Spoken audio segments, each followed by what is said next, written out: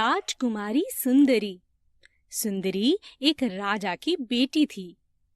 वह थी तो राजकुमारी, पर एक किसान बनना चाहती थी। यह बात उनके पिता राजा को पसंद नहीं थी। जब सुंदरी बड़ी हुई तो उसके पिता राजा ने उसे महल से निकाल दिया।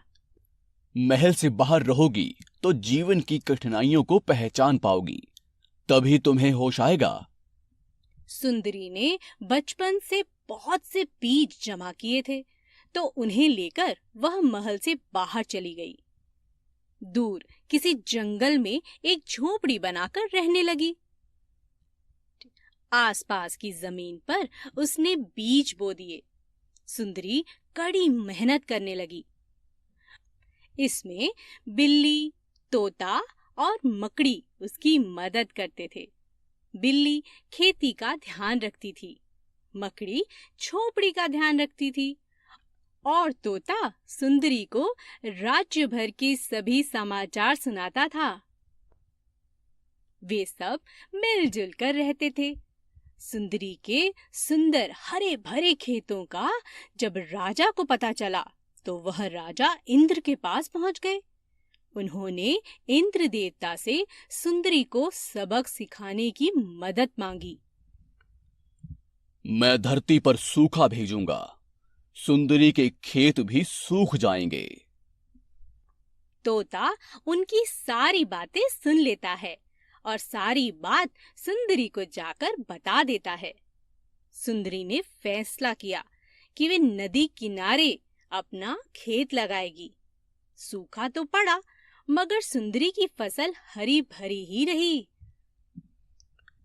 इसकी फसल को नष्ट करने के लिए मैं धरती पर बाढ़ भेजूंगा।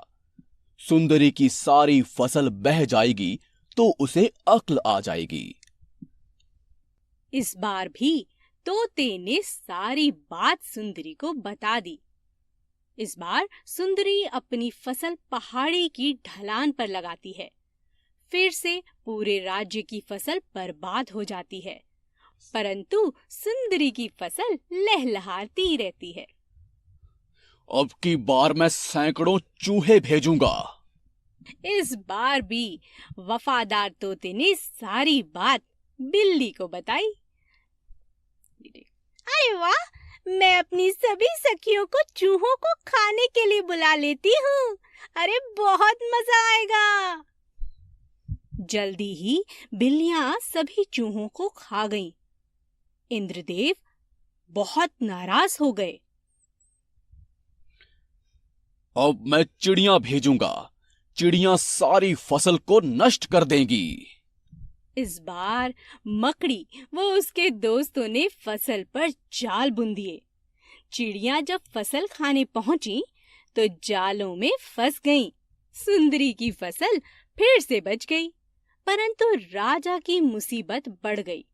सूखे व बाढ़ के कारण राज्य का बहुत नुकसान हो गया। राजा परेशान होकर फिर से इंद्रदेव के पास मदद के लिए पहुंचे। मेरे पास क्यों आए हो? तुम्हारी पुत्री तो तुम्हारे राज्य में अनाज बांट रही है।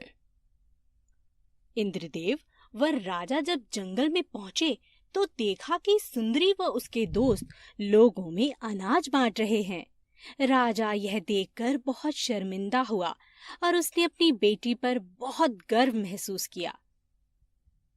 इंद्रदेव ने भी सुंदरी की तारीफ की। राजा ने अपनी बेटी से महल में लौट आने को कहा। सुंदरी ने मना कर दिया और वह अपने दोस्तों के साथ खुशी-खुशी फिर से जंगल में वापस लौट गई। उसने अपने पिता को माफ कर दिया। वह किसान राजकुमारी के नाम से बहुत प्रसिद्ध हुई।